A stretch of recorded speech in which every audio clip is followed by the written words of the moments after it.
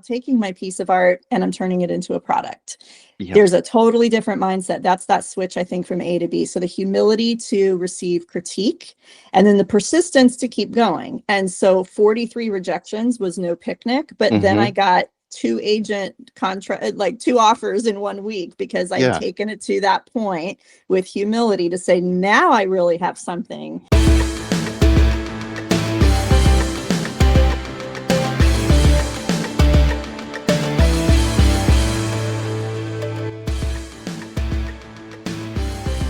You hear that? Oh yeah, you got to put those on and then we'll tell them. Can you ask Laura that question? Because that's the really only thing that matters. What Do you have puppy fever now that Kellen got a new puppy? So much puppy fever. And then your video with your puppy, I was like, oh, I just need all the dogs in my life. But yeah, it's about that time. Kellen's butt looked really good in that video. I had to. I was so tempted to put more butt in, but I left just enough in there. Just enough to tease them, leave them wanting more. Yeah. She's gonna put her feet up and. Well, my legs aren't long enough to reach the chair that you said. Well, it's dangerous. Yeah, as usual. I know. I like to live dangerously. No, I got it. It's just I got a spotlight. That's how I'm filming it. You see what I'm saying? I see what you're saying. Yeah, I mean, I don't want to wake Peaches, but maybe later on when she needs a potty break or something, we can see her. Peaches. Exactly right. Are you serious? I was saying we need to do an Instagram post with just Peaches, that song in the background, because every little kid in the world knows it. My nieces know it. My nephews know it. Peaches. Ow! Yeah, that's what we need, Jordan. Just something that just and just slow gets motions into of those Peaches kids' just heads. being Then like, it's in everyone's heads because then they tell us. And yeah, exactly. I know. Yeah, I need to create some sort of jingle. Exactly. Handibru. Also, I wonder if you do hashtag Peaches, what shows up on Instagram? Because I think they'd be like butts, puppy, and it'd be amazing.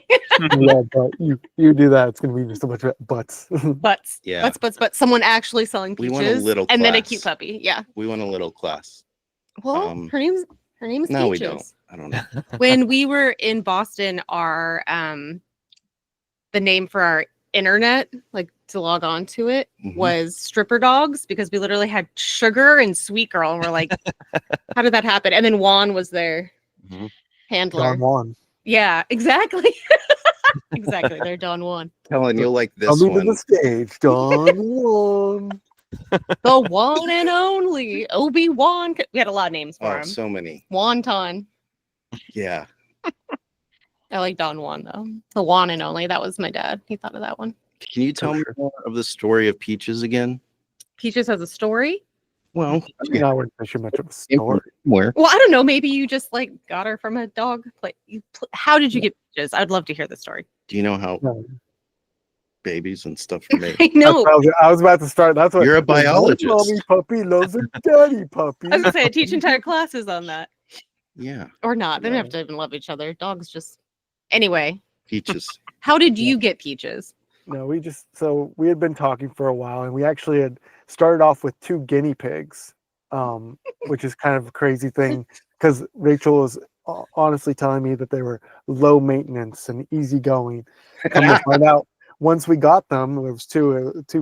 We were going to. I was trying to name these with 2 kids was like almost impossible. Oh yeah. So, anyways, we've come to find out that Rachel is allergic to hay. Which is 80% of a guinea pig's diet.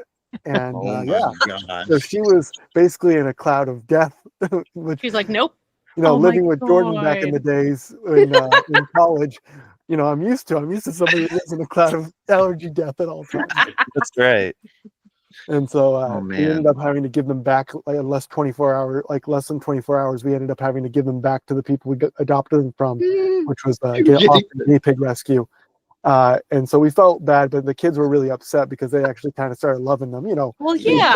They latch on to things. So we were like, what else can we do? We were talking about dogs and things like that because we have 2 cats and 2 dogs, but they're 15, 14, and 13 in age. So oh my gosh. 15, 14, yeah. I know, which you think about, like, I've had them since 2010. which is insane in my brain. I knew him. I watched your cats at one Yeah, point. you as they would Yeah. poop on the floor, Pre-marriage. and you and Ethan would cower in the Dude, corner. I got to tell you the story real Ethan, quick. you'll So see. Ethan, I he's remember a that. dog guy. I mean, he grew up with big labs in the house. He's a good old Texas And boy. Ethan and I were going out one night, and I was like, dude, I got to stop by Kellen's house and, make sure, Check the on litter, cats. check on the cats and do all the cat stuff. He's like, okay. So we went over to Kellen's nice apartment. Everything's good. And, the cats are hiding. So I got to make sure they're still there because they like hide under the bed and all this stuff. And then one jumps out, and Ethan is like, What was that? it jumps on the Like a refrigerator horror movie. and then it jumps on to the table. And he's like, I didn't know they could do that. I didn't know they were capable of that. I was like, you don't know cats, dude?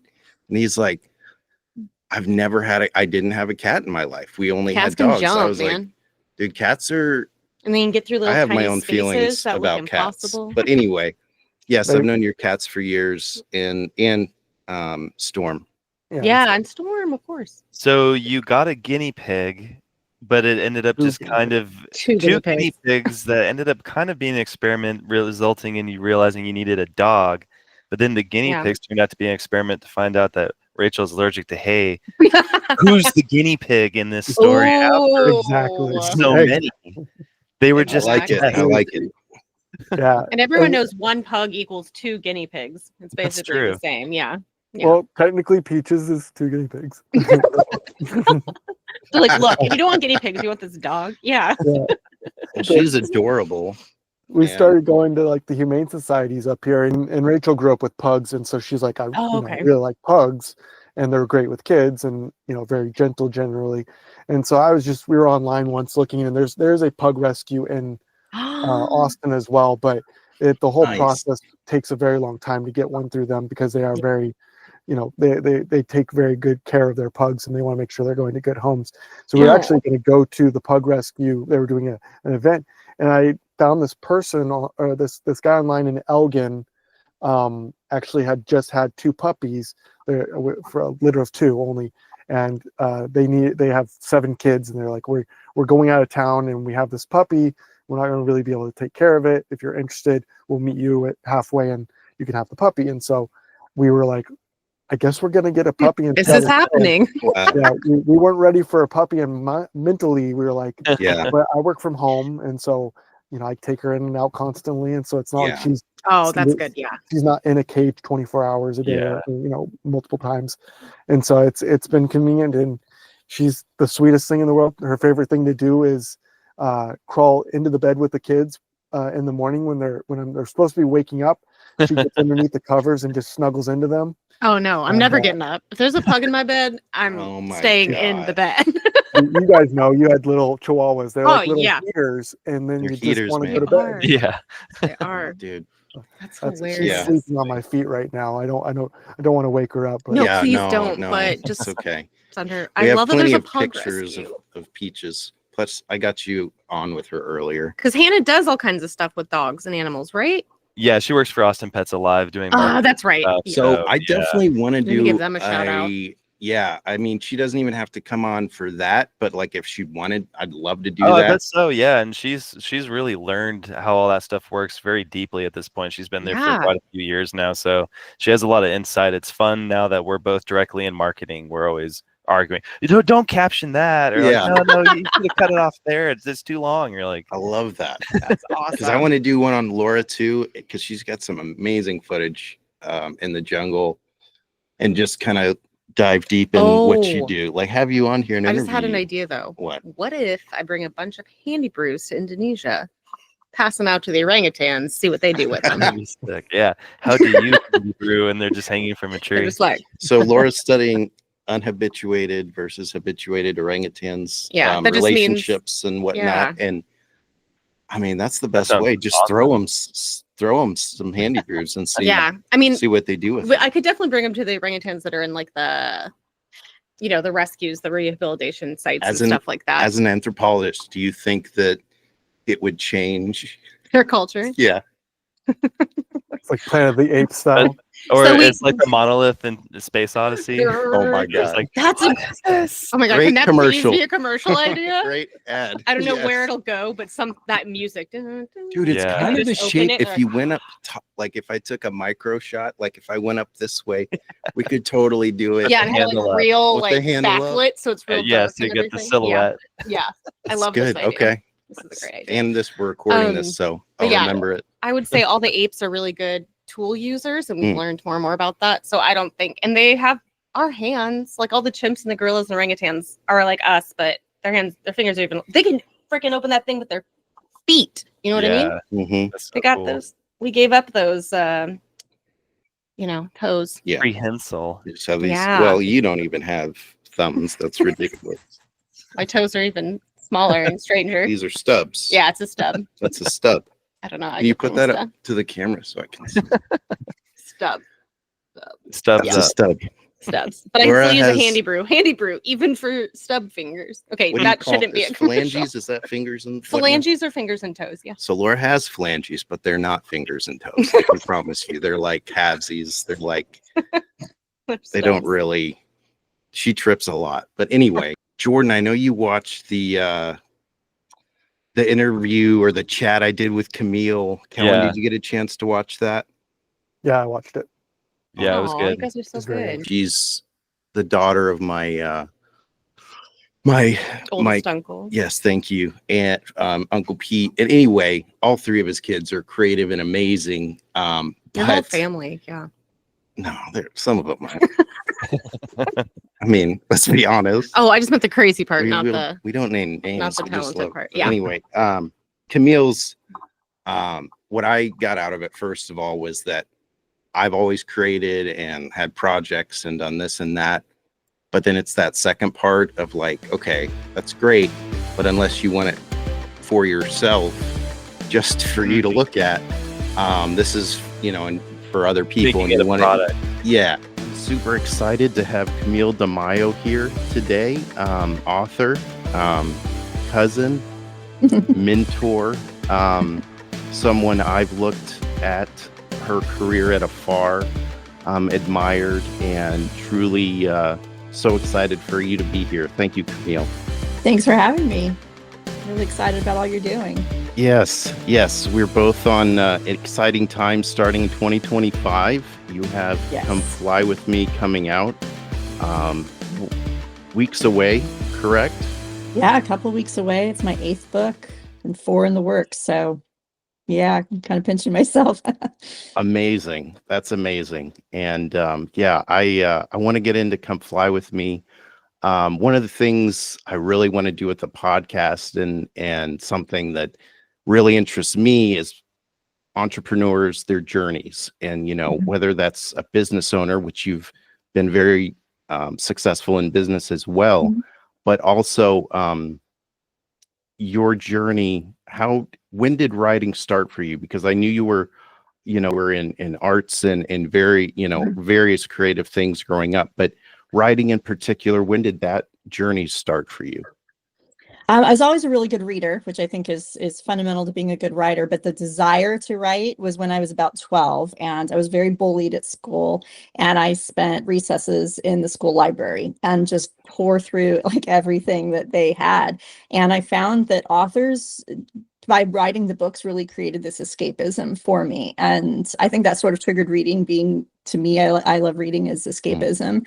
And so that created the desire, and more reading created the ability, I think. And I didn't really pursue it until I was in my mid-30s, because I had 4 kids and a business by that time. And I thought, Right. oh, that's something to do someday.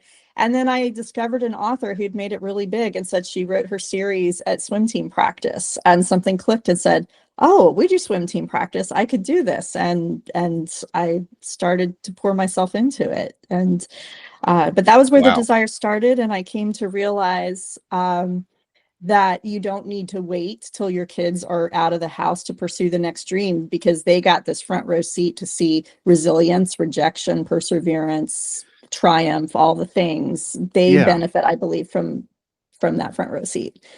That's fantastic. I love it. And that's, one thing that you've always been a mentor to me is, I think people have a plan, but we all know that plan's never going to work out that way. Life gets in the way, and we have different things, but you kept with it from the beginning. And once you decided to do it, like we were talking about before, there's step A, there's writing the book, and then there's step B. So step A, what is that process for you?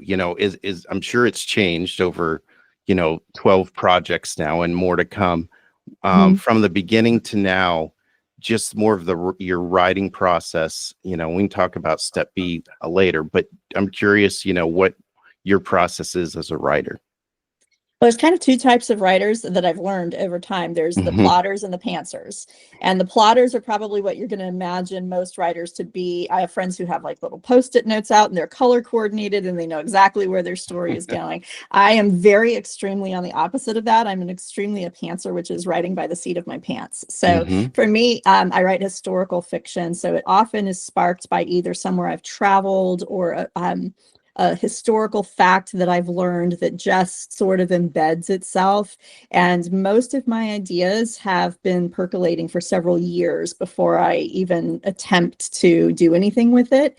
I sort of, if it's still with me several years later and I still find it interesting, then I think maybe my readers will find it interesting, and it's floated above other ideas. And then I start to get more serious about addressing that idea and that concept. And I just start going. I tell my husband that my head is like, my brain is like a colander. So I take in information, and anything I don't need pours right back out, and anything I do need stays in. So I think I was just being a pantser because I don't read 50 books about my subject before diving in. I start diving in, and then as I need information, like, oh, what would a telephone have looked like in 1938? Yeah.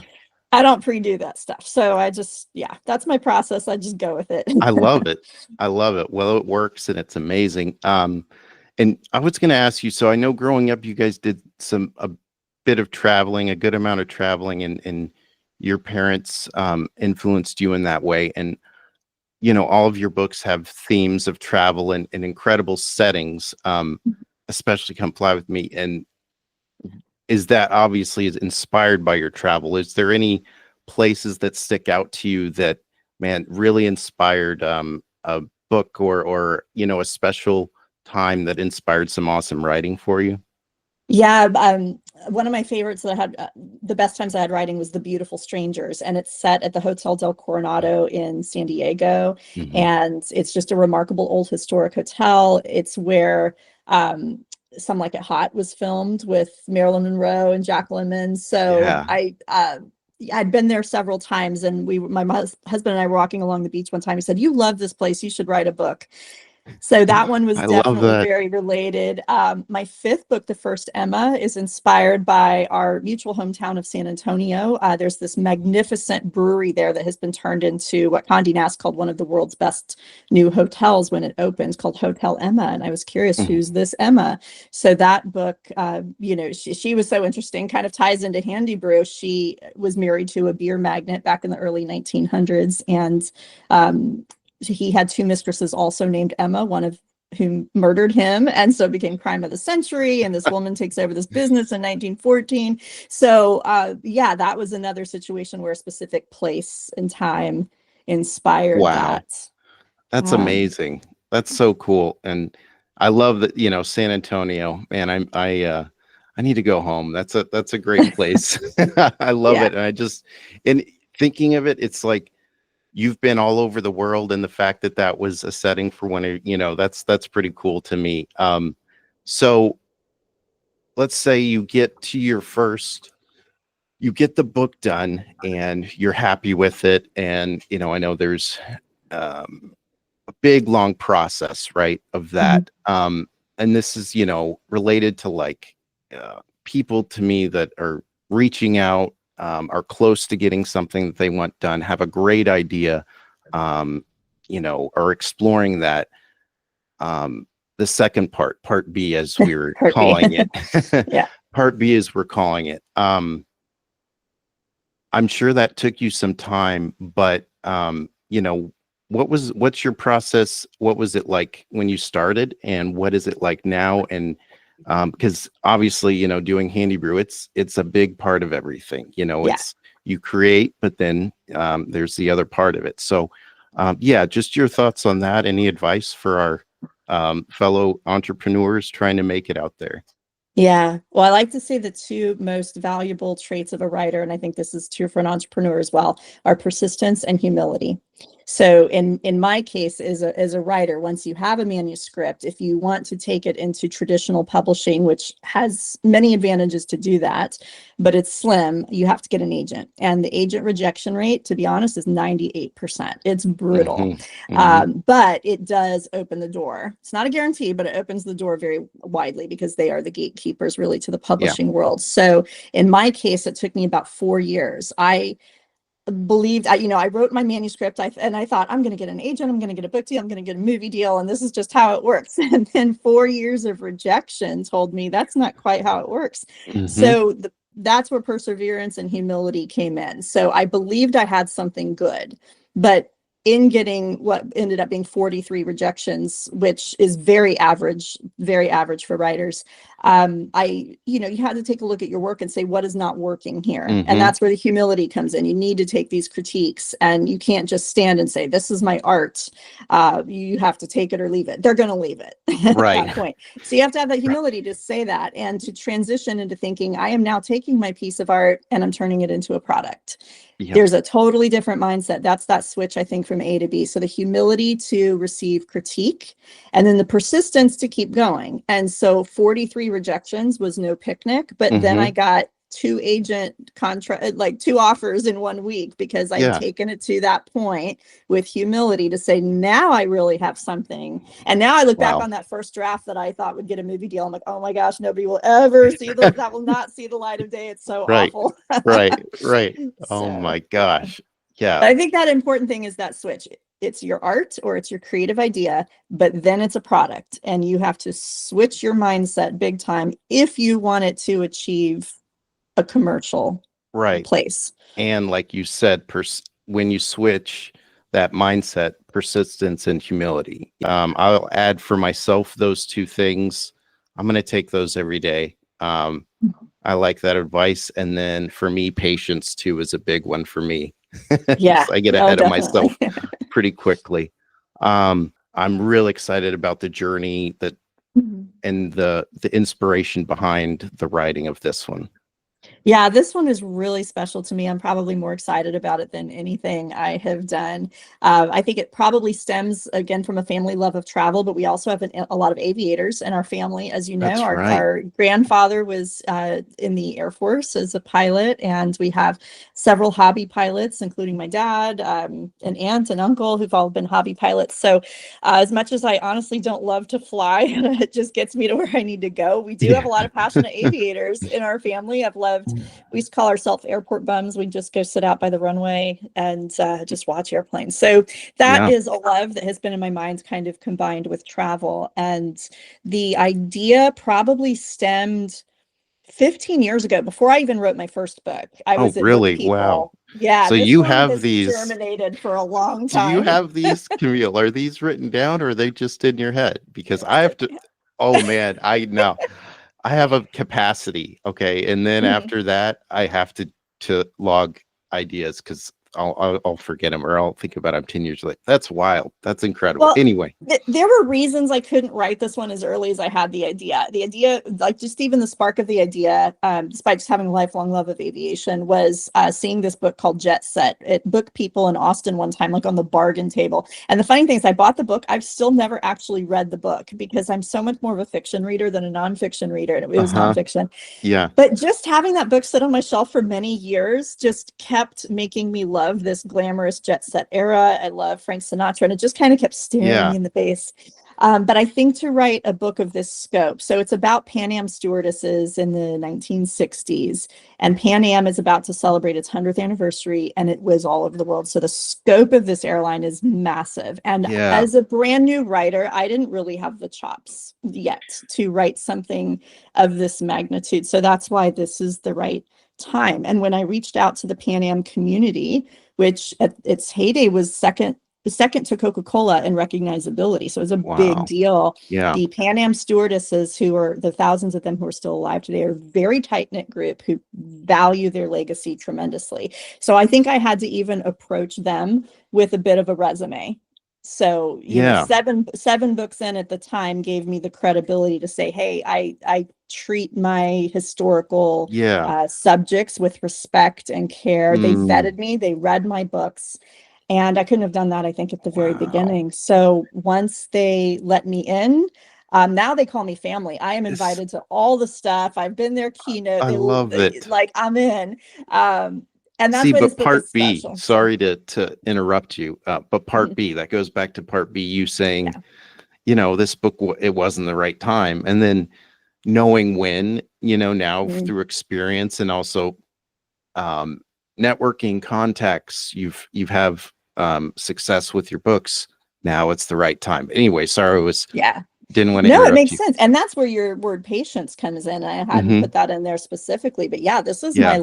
now that I think of it, this is my longest idea that is an idea has ever sat with me. I needed to travel more. This is an incredibly international book, and I needed to see more of the world to write it. Much of it takes place in the Pacific, which I've now been to Hawaii and Tahiti and Yeah. places that this book takes place.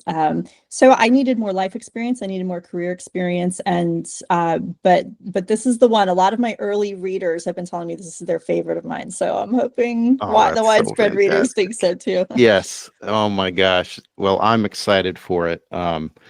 Yeah, that's great. Well, thank you so much, truly, Camille, for joining us and our for Handibru and our fun little podcast here. And honestly, it's been a true pleasure. I've learned a lot, as I always do every time I speak to you. And yeah, come fly with me. I can't wait. And what is the official release date? Comes out February 18. February Yeah. 18th. February 18. Awesome. Lands February 18. Lance. Oh, that's so good. That's good. That's Yeah. like the how do you Handibru thing, you know what I mean? Oh yeah. Yeah. Well, I'm just so I love what you're doing. There's a quote, I want to say it's maybe Robert Kiyosaki, I'm not sure, but my husband brought this quote up to me one time, that the C students often end up working for the A students. And this is, you know, this I did work hard in school and everything, but I think that creative side took in. And so for all of you entrepreneurs out there, as somebody who was bullied in school myself, I just wanted to encourage this A students work for the C students later on. And so your creative ideas and your tenacity are so much more important than how much schooling you have. The School of Hard Knocks, I think, is the best education. And so just encouragement to Wow. go for it. Well, we share in that school. Yes, I think we have a lot of similarities in that. And wow, inspiring words. And thank you so much, Camille. I truly appreciate it. And yeah, can't wait for Come Fly With Me. And thank you again. All right. Thanks for having me. Exactly. So Having to that's like kind of change where your we're mindset. at right now. Yeah. And I think, yeah, it was cool to hear her journey, even though it's writing.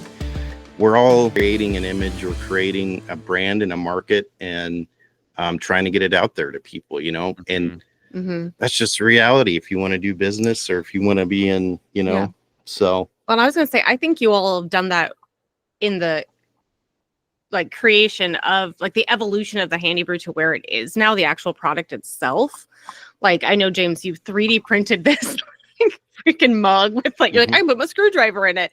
And we're like, cool. But just like being open to then other people's ideas and thoughts about how to improve it, how to make it this product that'd be sellable, you had to let go a lot of like, you know, ownership of it and learn to collaborate and enjoy that collaborating. And I think in the end, it was good because the final product is awesome. Well, I was most excited that I get to hang out first with Kellen again, even if it's on the phone and over video. Not that we'd lost touch, but Jordan knows. I mean, we all went to college together, and then Kellen worked at with me, and And I kept we lived moving you through across that. the country multiple times. And then we moved and moved and moved. This is brought to you by Handibru.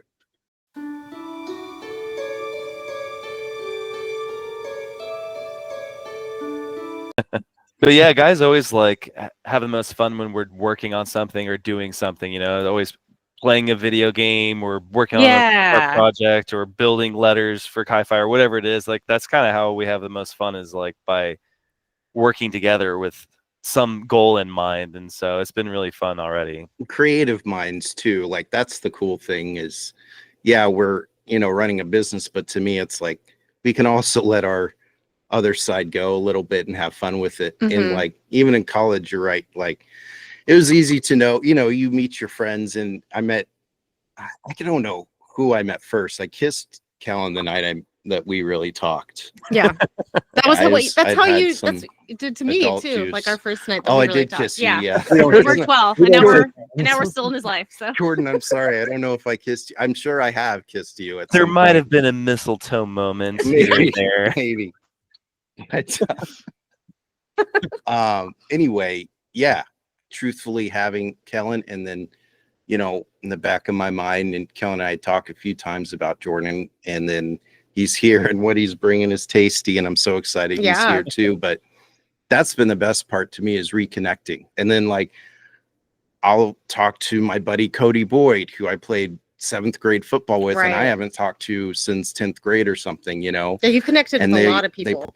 That's been my best thing, my favorite thing is communicating with everyone and connecting, and it's cool reconnecting now.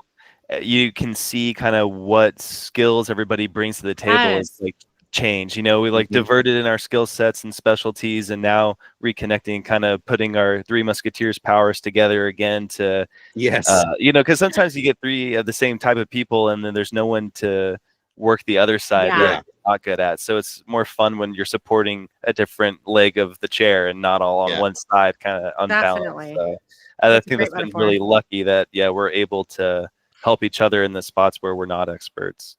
Yeah, definitely. Yeah, I've learned a lot from these fellas. I've heard a lot of it. I know you have, and it's been wonderful. I remember the point where I was like, I can't do this alone. Who can help me and would be interested in this? And I remember you being like, "Oh, Kellen's gonna get in it," and then a while later, we got Jordan in on it now. Like it was just like awesome. Yep. It was great. Yeah, I love you guys. I think of you guys as like they were in our wedding. They were. We have very friends, interconnected lives. I know. Yeah, all 3 of each other's weddings. Yeah, that's right. Yeah, like dominoes. Oh my gosh! Every single year. That was you, Jordan, and Jordan. Kellen, if you remember when he did it, he said he mentioned both of us and was like, I guess I'm taking the plunge, or whatever you said, Jordan, but you posted that on Facebook. I remember that. Oh, that's awesome. And I remember that. Yes. And you all had to be the intro to our choreography and dance at the wedding. Remember the the Lion King words? Is there footage of that? Is there footage? I think my dad found it. He did take it on like an old, digital recorder, but I think he made a DVD of it. But if I'm sure I know where it is, if that's the case. You can find it. Oh my God, that's so golden. You should definitely put that up. That would be amazing. Yeah, that'd be really funny. I'll have to look for that. One thing I loved about what Camille, because I've seen, she's, it took her a while, like she said, like 4 years first before she even got an offer. But she talks a lot about, getting through adversity, understanding it's a process. It's going to take some time. I think that with other ventures in my life had been an issue. And this, just letting something simmer, let ideas simmer, let other people getting involved. And that's why I'm thankful you guys are here. not only because of your faces, but because of your talents. And then Kellen's coming out all of a sudden and being like a movie star. And Speaking of, I just thought of something that Kellen and I can do that a lot of people can't. Besides kiss you, James. Thanks. I know. Something all I of us in know. this room share. Anyway, I know what it is, but do you What know is what it? it is? I don't know what it is. I want to hear it. There's two founding members of the Shriner Unicycle Club right here. Is there footage of that? There is footage of that still on YouTube. I had to dig it up for my son because he didn't believe me. Even though they're sitting in the garage, he didn't believe me. It's titled "We Suck." Shriner we SUC Shriner Unicycle Club.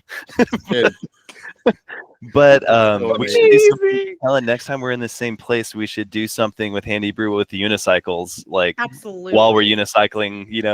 Hook it to our belts or something. Can you still unicycle? Have you tried? It's one of those things like once you learn, you. Yeah, I don't know if you have, Kellen, but I have, and it's like a bike. Yeah, I need a new tire. It's like a half a bike. Yeah, it's exactly a bike. You know how a pug is like, I don't know, like guinea pigs. Well, that's the same way that a unicycle is kind of like one guinea pig. Yeah. If you're a pug. You're a half a pug. You know what I mean? That's a half a bike. Half a bike. That's it.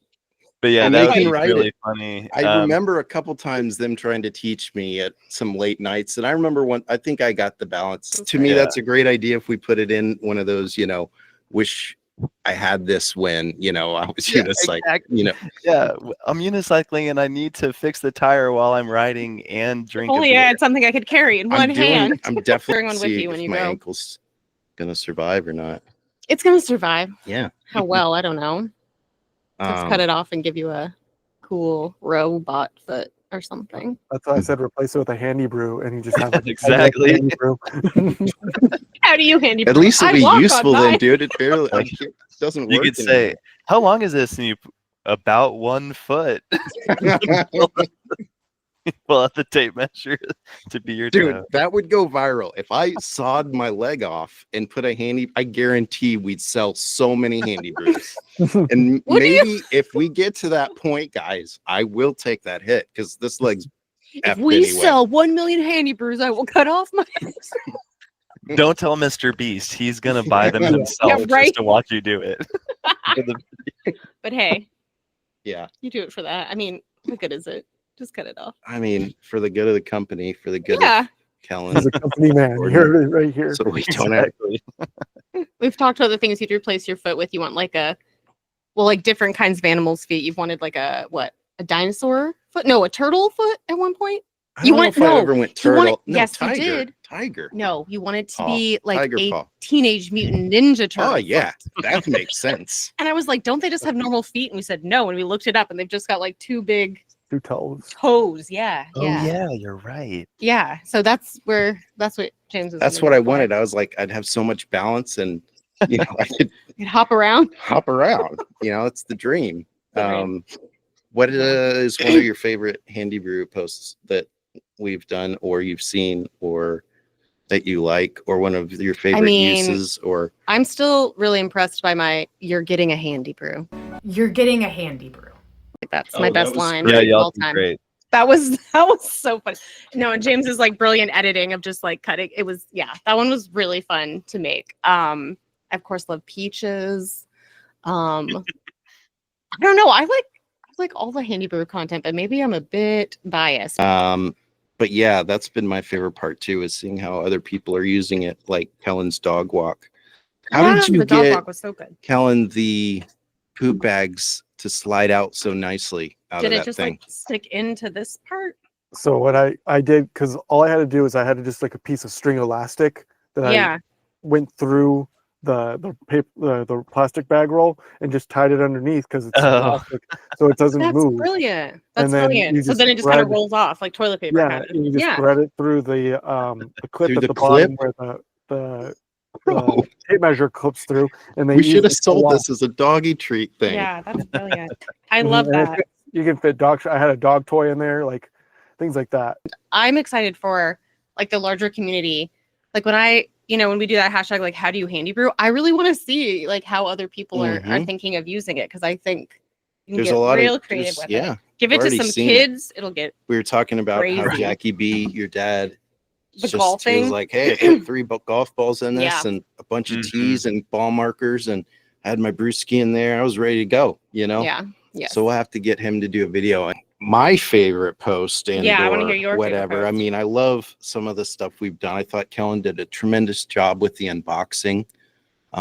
Stellar job. And all of Jordan's look super profesh. oh yeah. Oh, with all of your beautiful photography and stuff. I love those. Yeah, Mhm. thank Yeah. you. Well, Yeah. one of those is one of my favorites. It is a beautiful shot, not only of the setting around, but also of a Handibru bleeped out bum there. That's a great one. That's probably my favorite. I forgot about that one. That one's just so clicked. good. So good, dude. I love that one. Yeah, that wasn't even intentional. I had Hannah take pictures, and I was like, "Well, I can't use this one." And I was like, Or Wait a second. Hannah. I have a feeling it's not going to be the only dad working under the sink that has a similar Right? wardrobe malfunction. So Absolutely. Back, and we have a lot of that history to share. And You guys have great stories. dude, I could just see us doing a bit where we animate like some college stories and Jordan animates it, that'd be like- so fun. But I'd love that. we'll keep it EG or X or whatever. You can be like edited version, unedited Yeah. version, unrated version. yeah. It'll just be when they do the Xander episode. Oh Oh, god. dude. no. I have a funny Xander story, which is even funny because you guys weren't there, and it was before any of us even met each other. I actually Yeah. met him before I met any of you. You met Xander before. Wow. Okay. Okay. We lived in the same town too. We didn't live that far apart, but we never met each other in Dallas or Richardson. That's actually. crazy. But we met each other during the first like welcome to college days, like before you actually go to school. Yeah. And they put us in like different groups. I actually think I met Jordan too, but not until because Jordan was in a different group. The Mountaineer days. Yeah, the Mountaineer Days. Yeah, But Xander was in my group, but he wasn't Xander then. It was he went by Alex. Alex. Yeah. So That's- Later he's like, let me just yeah. mix it up. I'm gonna He's sound- gone by many names. it's very funny. You got to be someone special. If like you're like, my name's Alexander. I could be Al. I could be Alex, but I'm gonna do Xander. Did like, you see that's a choice. Xander, That is man? a choice. Did you see he liked us on Yeah. Did he? Insta? I Awesome. think. Yeah. So I remember seeing Xander for the first time and thinking, this dude with the green mohawk and the Misfits leather jacket in the middle of summer, I was like, what a poser. This guy's probably such this fake. I talked to him for like 5 minutes and I was like, he's not he's faking. the real deal. So real. Yeah. So Yeah. This dude's intense. Yeah. Yeah. So, Yes. And I'm here for it. Xander, Was that Kellen's wedding that we stayed with Xander in a house? that was Jordan. Or was that Jordan's? Okay. Yeah. Okay. And that was That Kellen night, and yeah. Rachel and you and No, Me, Kellen, and yeah, Rachel were there at the house. I found the house, and it was just going to be the Yes. 4 of us. You, James, me, and Mhm. Rachel, and then we ended up having the after party at our house. Yes, that's right. I was like, were there like a but that got crazy. So you don't I transferred into Shriner. I right? know all Okay. that. And so God, I I met hope I know these that. guys and they how I met Xander. This is our segment from now on is how I met Xander. And this is how we'll intrigue him to get on Say, this I can show. do Kellen mine, and yeah. Jordan will just be like, hey, how I met Xander. Just bring people on that just know him. Or we can just keep doing it our whole lives and he can be the last guest. And then Yes. everyone would be like, it's been 6 years. That's what he looks like.